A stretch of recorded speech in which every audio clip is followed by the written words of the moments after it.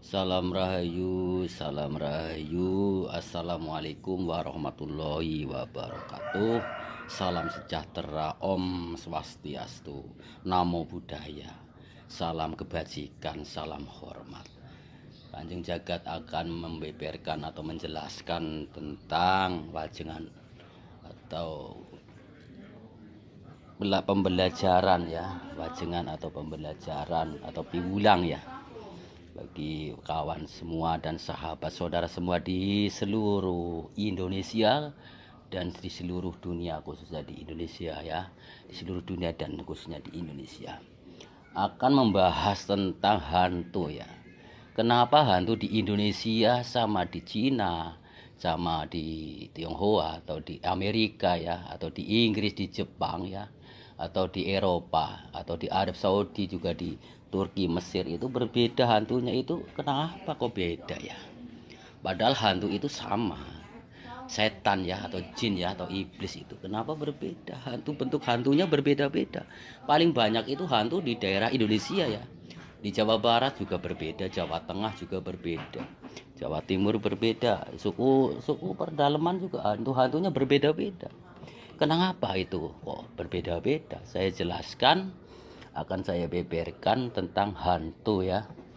Kenapa di Indonesia kebanyakan hantunya hantu pocong ya, hantu kuntilanak, hantu hewe gombel itu kan, hantu-hantu nenek-nenek itu kan, hantu kakek-kakek, hantu jerangkong ya. Itu kenapa ya? Kebanyakan malah hantu pocong kan. Itu karena setiap manusia memiliki kematian ya. Kematian itulah yang menjadikan informasi petilasan, pembekasan energi. Ya pocong itu kan orang muslim itu kan dipocong ya kalau udah meninggal dunia. Innalillahi wa inna ilaihi rojiun. Sudah meninggal dunia itu dikuburkan ya, dimakamkan di kain kafan ya.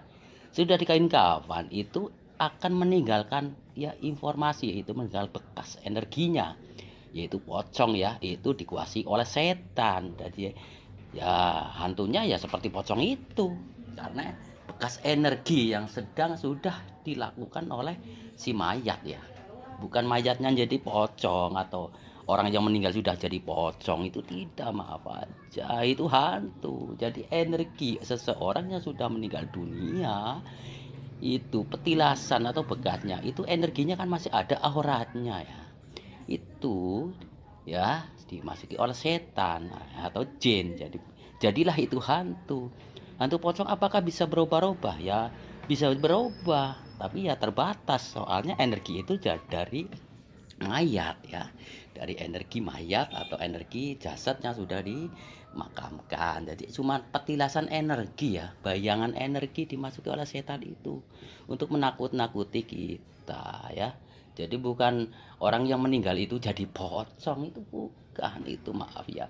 Itu karena itu hantu adalah suatu gambaran ya, orang yang sudah meninggal dunia atau wafat ya, sudah dikuburkan, energinya tertinggal, auranya tertinggal ya, bekas-bekasnya ya, itu tertinggal, jadi dimasukin oleh hantu itu. Kita bacakan doa atau eh, bacakan mantra sebisanya kita supaya untuk menghilangkan itu setan yang mengganggu gitu. Jadi kesimpulannya itu kenapa dimasuki oleh setan ya, bukan orang mati jadi pocong. Itu kalau mati nanti mau ke neraka atau ke surga itu urusan Tuhan yang Maha Kuasa ya. Itu setahu saya penjelasannya di situ. Kalau di luar negeri itu bagaimana? Di Eropa ada Dracula ya, ada Dracula ya. Bagaimana? Karena di Eropa itu ada pemilikan yang namanya, di Eropa atau di Amerika itu berbeda agama, agamanya kan beda sama kita. Kebanyakan agama Kristen atau Nasrani ya, dia dimakamkan ya, dimakamkan secara agama dia ya. Jadi kadang-kadang dia memiliki ilmu yang untuk menghidupkan ya. Jadi itu menghidupkan, itu ada namanya Dracula. Dracula itu bukan pemakan darah tapi manusia. Jadi energi manusia itu yang sudah meninggal dunia akan meninggalkan bekas ya. Jadi seperti itu bisa membuat bayangan-bayangan yang menakutkan atau yang menyenangkan. Itu energi yang tertinggal ya, aura yang tertinggal dimasuki oleh setan ya. Jadi itu bisa berupa Dracula, bisa berupa manusia, bisa berupa orang biasa kan. Itu karena beda agama ya. Jadi energi atau aura yang tertinggal itu ya, yang dimasuki oleh setan atau jin ya, itu jadi hantu. Kalau vampir juga begitu. Jadi bukan bukan orang yang mati itu hidup, tidak. Jadi istilahnya auranya ya, auranya pembekasannya itu yang jadi kotak empat peti mati itu auranya keluar ya. Itu hantunya ya, hantunya bukan orang yang mati, udah jasadnya terkubur itu di dalam tanah, di dalam peti ya. Maaf ya saya menjelaskan sekali lagi, itu bekas auranya ya, aura atau ilmunya ya, aura atau ilmunya atau energinya ya tertinggal, dimasuki hantu ya, dimasuki setan jin. Jadi hantu itu adalah jelmaan dari setan atau jin ya. Itu contohnya di situ, gambaran-gambaran yang sudah saya ketahui ya. Jadi perbedaannya cuma antara perbedaan agama atau perbedaan keyakinan, itu hantunya ya berbeda karena itu pemasukan energi atau pemasukan eh, petilasan atau auranya berbeda waktu hidup. Jadi disitulah, mohon maaf yang sedalam-dalam sebesar-besarnya. Salam rahayu ya, saya hanya ingin sedikit memberikan gambaran atau wajengan piwulang ya, semoga bermanfaat untuk semua youtuber di dunia dan di seluruh Indonesia khususnya.